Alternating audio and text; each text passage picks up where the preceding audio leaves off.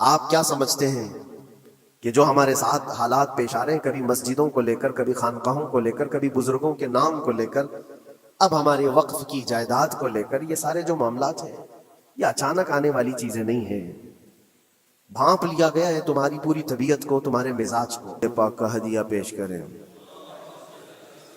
اللہم صلی علی سیدنا محمد معدن الجود والکرم وآلہ واصحابہ الکرام وابنہ الکریم وبارک وسلم صلاة دائمة سرمدا ابدا۔ حالات زمانہ کے اعتبار سے اور ہماری حالتوں کے اعتبار سے ایک بہت ہی عمدہ شعر ہے جو بالکل صادق آتا ہے۔ قوت فکر و عمل پہلے فنا ہوتی ہے، قوت فکر و عمل پہلے فنا ہوتی ہے، جب کسی قوم کی شوکت پہ زوال آتا ہے۔ یوں ہی کوئی قوم نہیں مرتی، کسی قوم کے اوپر زوال آتا ہے تو سب سے پہلے اس قوم کے اندر سوچنے سمجھنے کی صلاحیت ختم ہو چکی ہوتی ہے، تب جا کر کے زوال آتا ہے۔ آج اس شعر کو میں پڑھتا ہوں تو محسوس ہوتا ہے کہ ہماری قوم پر یہ شعر صادق آتا ہے۔ قوت فکر اور عمل یہ پہلے رخصت ہو گئی ہے، جس کی وجہ سے یہ زوال آ رہے ہیں۔ لوگ اب حادثوں پر بیٹھ کر کے چرچا کرتے ہیں، حادثہ ہونے سے پہلے جو فکر ہونی چاہیے وہ مفقود ہے۔ گھر جلنے کے بعد پھر میٹنگ کرنے کا مطلب کیا ہے؟ اس سے سیفٹی کے لیے پہلے سے انتظامات ہوں تو اس کو لائق و فائق اور دانش مندی سمجھا جائے گا۔ آج کے وہی حالات ہیں میرے عزیزوں۔ آپ کو پتہ ہے کچھ قومیں ایسی ہیں جو فیوچر پلاننگ کے لیے 100 سال کے بعد کا سوچتی ہیں، جبکہ یہ اسلام کا حصہ تھا۔ نبی کونین صلی اللہ علیہ وسلم نے 1400 سال بعد ہونے والی چیزوں کی پیشین گوئی فرمائی کہ نہیں فرمائی؟ اللہ کے نبی صلی اللہ علیہ وسلم نے 1000 سال بعد پیدا ہونے والی چیزوں کو پہلے سے بتایا تھا کہ نہیں؟ یہ ساری چیزیں نبی آخر الزمان صلی اللہ علیہ وسلم نے جو بتایا، مطلب یہی تھا کہ اس وقت کے لوگوں کو ضرورت تو نہیں تھی ان حالات کی، پھر بھی حضور ان کو بتا رہے تھے، صحابہ کو۔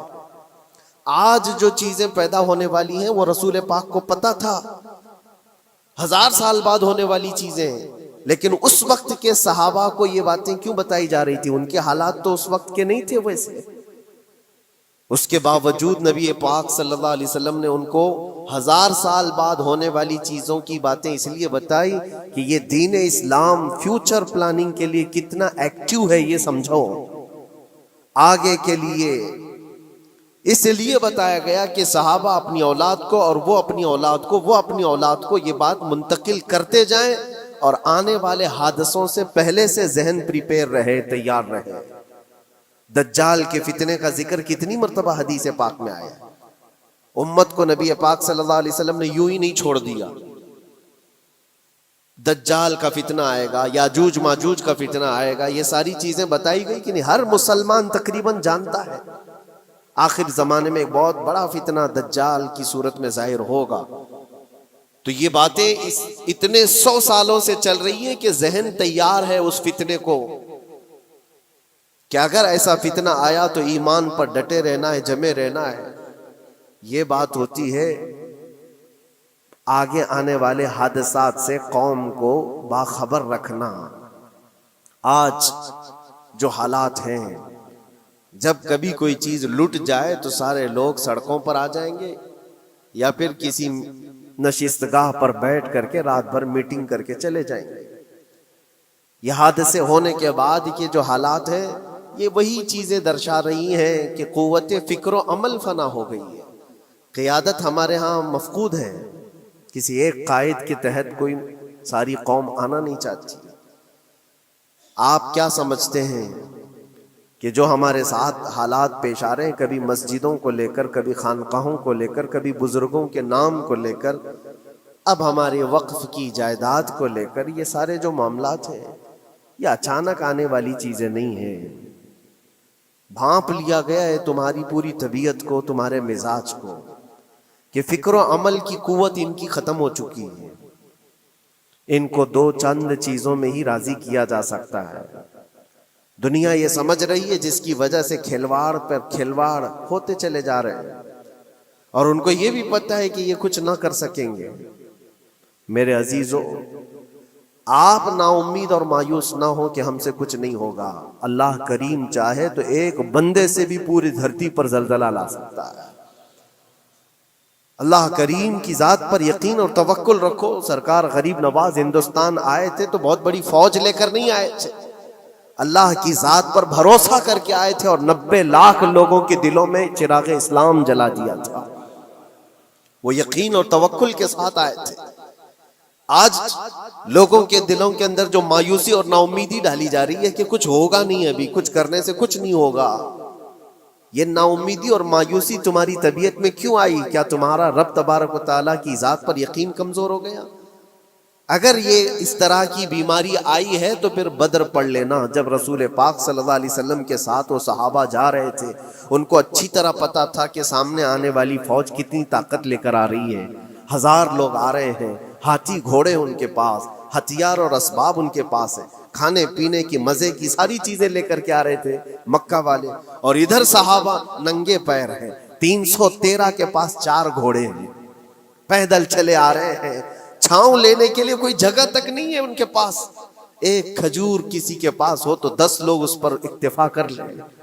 فاقے پر فاقہ کرنے والے وہ صحابہ، لیکن انہوں نے یہ نہیں کہا کہ اللہ کے نبی صلی اللہ تعالی علیہ وسلم سے کہ ہمارے پاس اسباب کی کمی ہے، ہتھیار کی کمی ہے، کچھ نہیں، ہمارے پاس سواری نہیں ہے۔ بغیر سواری کے 180 کلومیٹر مدینے سے چل کر کے وہ بدر پہنچے تھے، بدر تک پہنچے تھے، اور اس وقت اپنی ساری محنتیں، اپنی ساری قوتیں انہوں نے زمین پر لا کر رکھ دی۔ پھر بدر کے میدان میں جب پہنچے تب اللہ کریم کی بارگاہ میں دعا کیا تھا میرے مصطفیٰ نے، اے اللہ اگر اس نہتی قوم کو تو نے فتح نہیں دی تو پھر قیامت تک اس روئے زمین پر سجدہ کرنے والا کوئی نہیں ہوگا۔ یہ محبوبانہ انداز تھا میرے مصطفیٰ کا۔ وہ دعا مدینے میں بیٹھ کر کے بھی تو کر سکتے تھے۔ 180 کلومیٹر دور اتنی مصیبت میں دھوپ میں چل کر کے جانے کی کیا بات تھی؟ ننگے پیر صحابہ گئے ہیں، فاقے پر فاقہ کیے ہوئے، وہ مدینے میں بیٹھ کر دعا کرتے تو کیا رحمت للعالمین کی دعا قبول نہیں ہوتی؟ لیکن مصطفیٰ کریم صلی اللہ علیہ وسلم نے یہ مزاج دیا ہے، پہلے فکر و عمل میدان میں لاؤ پھر دعا کرو، اللہ کی مدد آتی ہے۔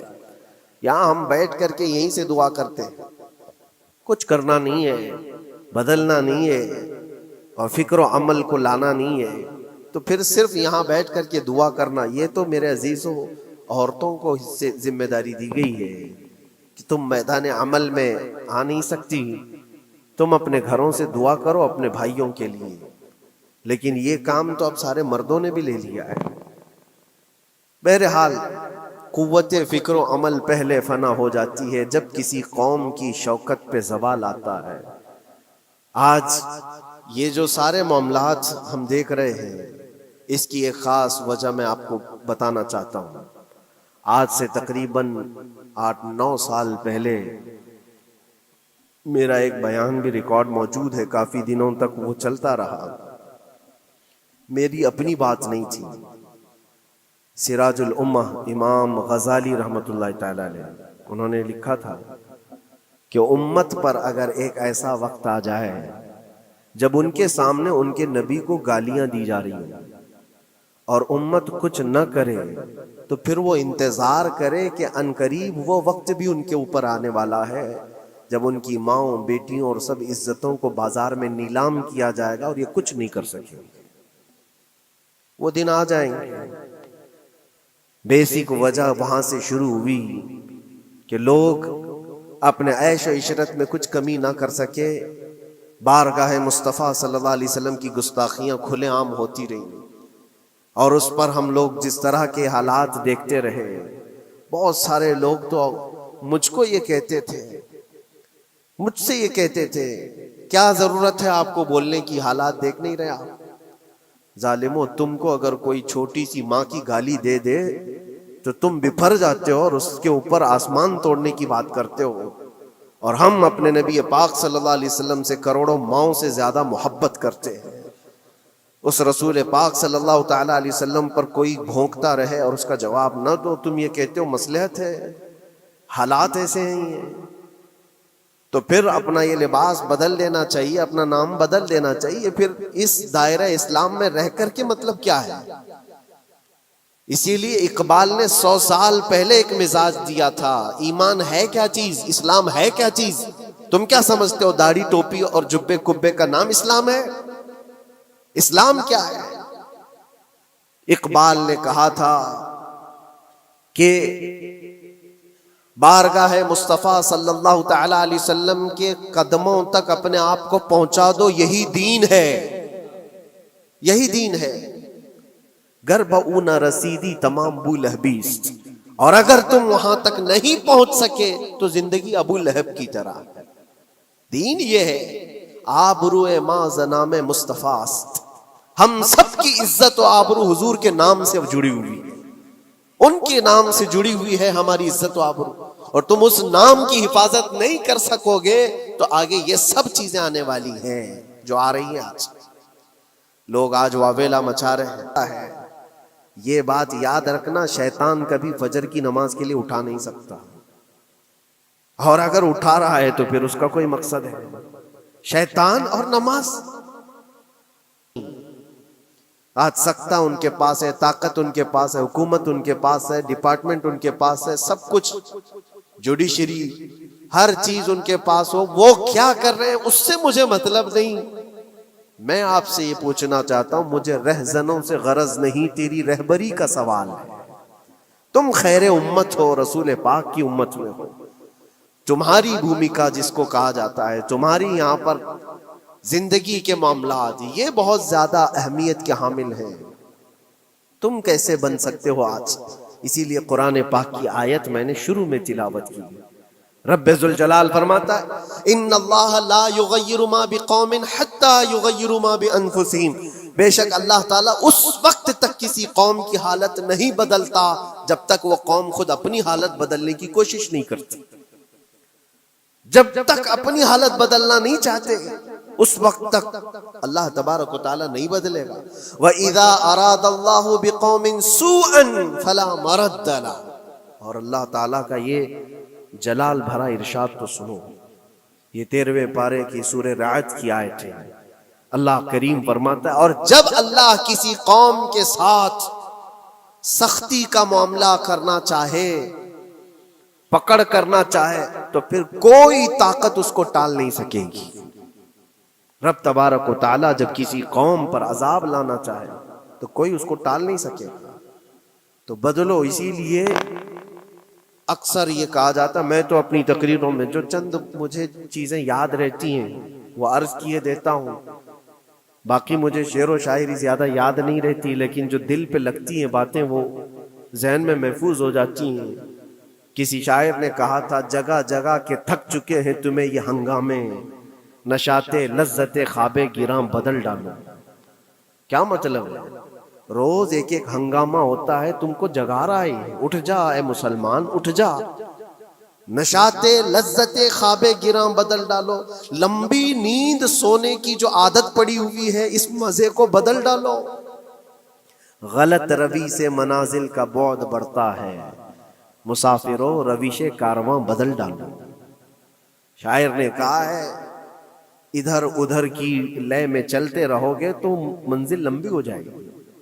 جس راستے پر تمہیں چلنا ہے اگر بار بار ادھر ادھر مڑتے رہو گے، غلط روی اس کو کہتے ہیں، غلط چلنے سے منازل کا بعد بڑھتا ہے، منزل لمبی ہو جاتی ہے، جہاں پہنچنا تھا وہاں پہنچ ہی نہیں پاؤ گے۔ اسی لیے شاعر کہتا ہے مسافروں رویش کارواں بدل ڈالو، قافلے کے چلنے کا جو طریقہ ہے اس کو بدل لو تم۔ یہ پوری کی پوری بات ہم پر فٹ ہوتی ہے، چلنے کا انداز بدل ڈالو اے نوجوان۔ جہاں کسی کے گھر میں آگ لگی وہ دھواں اٹھ رہا ہو، اور اگر کوئی نوجوان اندر بیٹھ کر کے یہ کہتا ہو کہ یہ ساون کا موسم ہے یا پھر یہ ابر رحمت ہے، تو اس کی سوچ پر ہم کیا کہیں؟